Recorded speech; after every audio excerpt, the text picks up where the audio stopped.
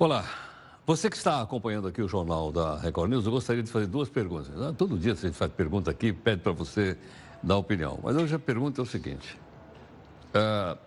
Na cidade que você mora, eu sei que nós temos cobertura nacional e até fora do Brasil. Na cidade que você mora, tem museu ou não? Tem um museu lá? Essa é a primeira parte. Segunda parte da pergunta. Qual foi o último museu que você visitou? Faz tempo, não faz tempo? Foi na época da escola? Viajou para algum lugar, viu um museu bacana? Essa é a segunda pergunta. Por que eu estou dizendo isso?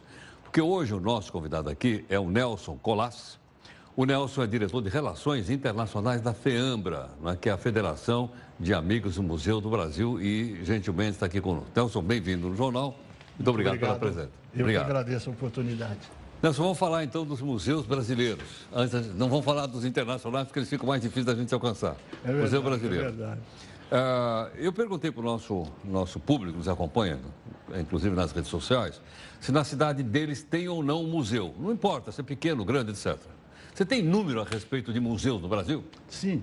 As últimas pesquisas que o IBRAM, o IBGE lançaram já faz algum tempo, mas a gente sabe que 30% dos museus, dos municípios do Brasil tem museus. Só 30%? Em torno de 30%. 70% não tem museus. Então, deixa eu ver. No Brasil tem mais ou menos 6 mil municípios, é isso? Exatamente. 6 mil e pouco? Isso. Só 30% tem Só museu? 30 museus. 70% não tem nenhum museuzinho, nenhum nada? museu, nada. E com potencial para ter. Para ter? Claro. Eu acho que é importante a gente ter. Mas não é muito caro comprar um quadro daquele maravilhoso para botar lá? Como é que vai fazer isso? Porque a gente pensa também que museus só existem museus de arte. Mas tem museu de ciências, tem museus de história, tem museus que contam a própria cidade. A própria sociedade, é isso que a FEAMBRA, a Federação de Amigos de Museus, tenta divulgar um pouco, ou levar a todos essa possibilidade deles montarem o seu museu através das suas associações. A própria sociedade, os próprios habitantes de uma pequena cidade, média ou grande, pode contar a sua história, a história da cidade, montando um museu. Provavelmente, desses 70% desses municípios, deve ter um local, uma fábrica antiga, uma antiga cadeia, uma antiga construção, ou até a casa de uma celebridade, e ela pode ter sido o prefeito, um músico, alguém que fez algum benefício para aquela cidade. Lá sim pode-se montar um museu através de uma associação. Como? Se abre o museu, só abrir a porta e falar para a população levar alguma coisa, uma foto antiga, um móvel, uma história. E eu tenho certeza que isso vai criar Porque se cada um vínculo. doar alguma coisinha, dali você vai ter um acervo razoável. A gente tem aqui o Museu da Imigração em São Paulo, que as crianças visitam o museu, vê o nome do bisavô, do tataravô e fazem questão de levar os seus pais para ver o seu nome lá. Tem a mesma coisa, eu acho que a relação é mais ou menos essa, de você levar os seus amigos, a sua família, para, olha, aqui era a casa do avô, aqui era a casa do marido, do nosso tio, quer dizer, da nossa tia, e por aí vai. Entendo. Mas, agora você falou das crianças, muito bem. As escolas levam as crianças ao museu? Surpreendentemente, nos últimos anos, cada vez mais. Cada vez mais? Cada as vez escolas mais. estão levando as crianças? Estão levando cada vez mais. Não só escolas privadas, mas públicas também. Sei. Você vai ver o Catavento, é lotado de ônibus durante o dia inteiro. Em São Paulo, o Catavento é o Museu de Ciências ali no Parque Dom Pedro II. Parque Dom Pedro Conheço bem, nasci lá. Exatamente. No antigo prédio da Assembleia Legislativa de São Paulo. E daí que foi a prefeitura também, reformada. E foi a prefeitura também, é verdade. O Museu da Língua Portuguesa. E nasceu com o nome de Palácio da Indústria. Palácio da Indústria. Nossa, você vê essa como é eu da sou nossa velho, época. Não, essa é da minha época também. Exatamente. O Língua Portuguesa... Língua Portuguesa é na estação... É na estação... Da Luz. Isso, que pegou fogo, infelizmente, mas já está no processo de recuperação.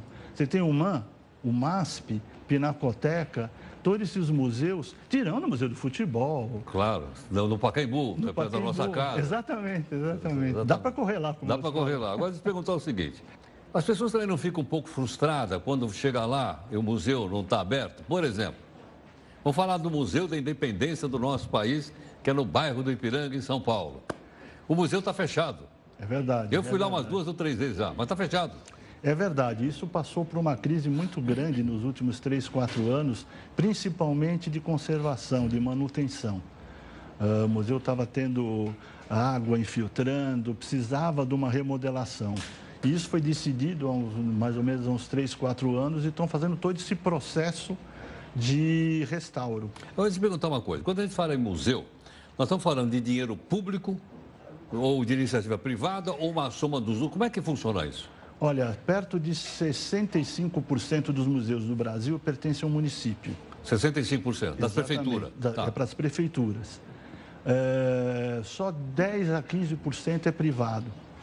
Existe um modelo novo, que são as organizações sociais, que tem o Estado tem o poder do patrimônio, mas ele é administrado por empresas privadas que se organizam para administrar os museus.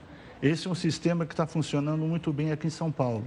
O IBRAM, inclusive, está desenvolvendo isso cada vez mais para que esse tipo de administração favoreça os museus. Porque o município tem prioridades.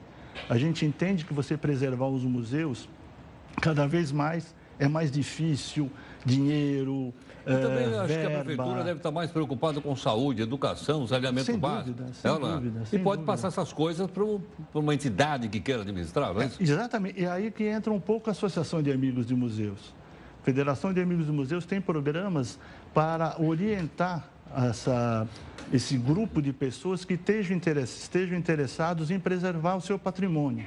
Que acho que a coisa mais importante que tem é essa preservação da sua história.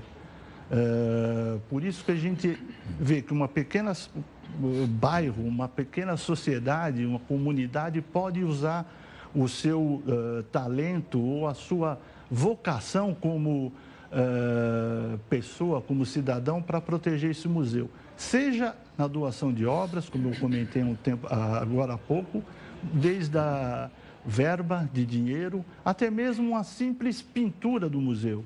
Cuidar do jardim, cuidar da sua calçada em volta dos museus, o que aconteceu muito com o Museu do Ipiranga. De alguma forma, a Associação de Amigos do Museu Paulista organizou e preservou os jardins e todo o entorno do museu. Então, isso eu acho que é um caminho também para você preservar. Tem um museu que eu não vou me recordar, que faz muito tempo, que era uma antiga prisão numa cidade do interior, que foi totalmente restaurado com a ajuda da prefeitura e do bairro.